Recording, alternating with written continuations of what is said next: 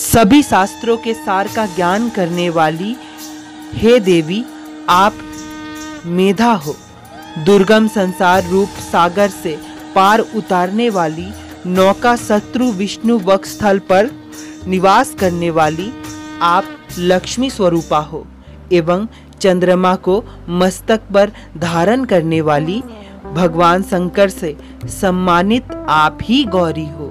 यद्यपि आपका मुख स्वर्ण से भी उत्तम क्रांति से सुंदर तथा परिपूर्ण चंद्रमा के बिंब का अनुकरण करने वाली निर्मल मद मुस्कान से शोभित है, तथापि इस प्रकार के चंद्रमुख को देखकर क्रोध से परिपूर्ण महिषासुर ने झट ही उस पर प्रहार किया।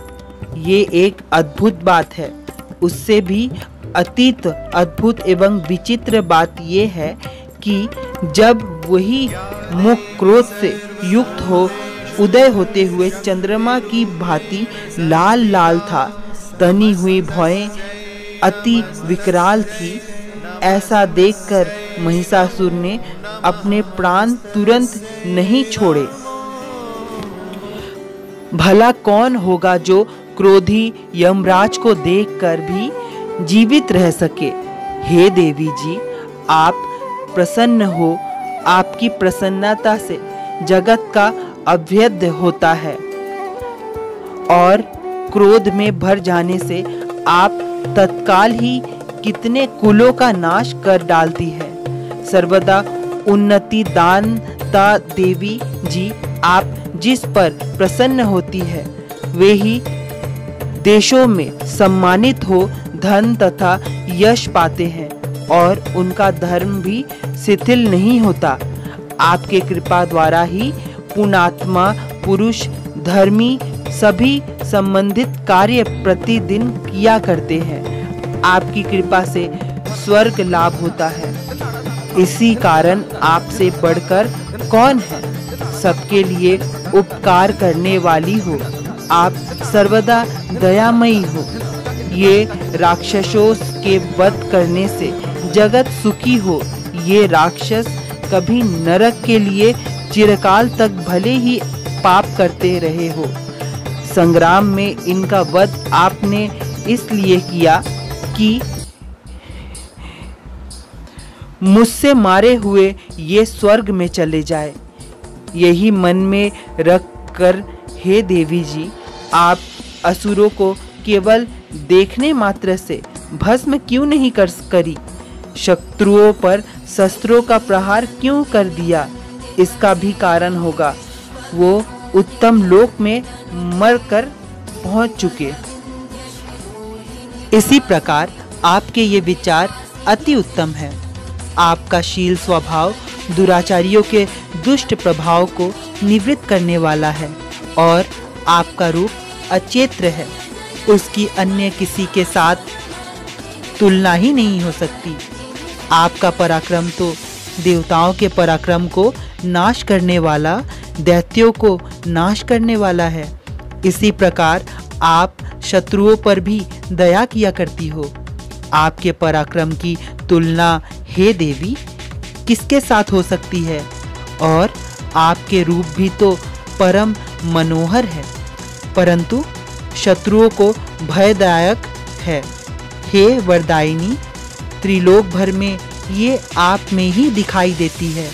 हे देवी जी, शत्रुओं का नाश करके इस सारी त्रिलोक को आपने रक्षा की। संग्राम भूमि में उन दैत्यों का विनाश करके उन्हें स्वर्ग में पहुंचा दिया और हमारा भय भी दूर कर दिया, जो कि हमें उत्तम दानव डराया करते थे। हे माता, आपको नमस्कार है। हे देवी, हमारी सूल से रक्षा करे। हे अंबिका, खग द्वारा हमारी रक्षा करे एवं घंटे के शब्द तथा धनुष की टंकार से हमारी रक्षा कीजिए। हे चंडिके, पूर्व पश्चिम दक्षिण दिशा में हमारी रक्षा करे। अपना त्रिशूल घुमाकर उत्तर में हमारी रक्षा कीजिए। ऋषि बोले, इस प्रकार देवी की देवताओं ने स्तुति की और नंदवन में उत्पन्न हुए फूल तथा गंध आदि से जगत की माता की पूजा की। सभी देवताओं ने भक्ति पूर्वक दिव्य धूपों द्वारा अर्चना की। तब देवी प्रसन्न मुख होकर उन देवताओं से बोली, हे सभी देवताओं, अपनी अभिलाषा के अनुसार आप सब हमसे वर मांगो। देवता बोले, हे भगवती, आपने तो हमारी सारी मनोकामनाएं पूर्ण कर दी, कुछ भी बाकी नहीं है। हमारे इस महिषासुर शत्रु का आपने वध कर दिया। फिर भी यदि प्रसन्न पूर्वक हमें वर देना चाहती हो तो हे माता, ये वर दीजिए। जब जब भी हम आपका स्मरण करें तब तब हमारी बड़ी से बड़ी आपत्ति को दूर करें। हे प्रसन्न वंदे मातेश्वरी, जो भी मनुष्य इस स्तुति द्वारा आपकी स्तुति करे उसे रिद्धि सिद्धि वैभव दीजिए। हे अंबिके, हम पर सदा प्रसन्न रहिए। ऋषि बोले, हे राजन, जब देवताओं ने अपने तथा जगत के कारण के लिए इस प्रकार वर मांगा तब उन्हें तथास्तु कहकर भद्रकाली अंतर्ध्यान हो गई। हे राजन, पूर्व काल में तीनों लोकों का हित चाहने वाली देवी का देवताओं के शरीर से जैसे प्राकट्य हुआ, वो सारी कथा मैंने कह सुनाई।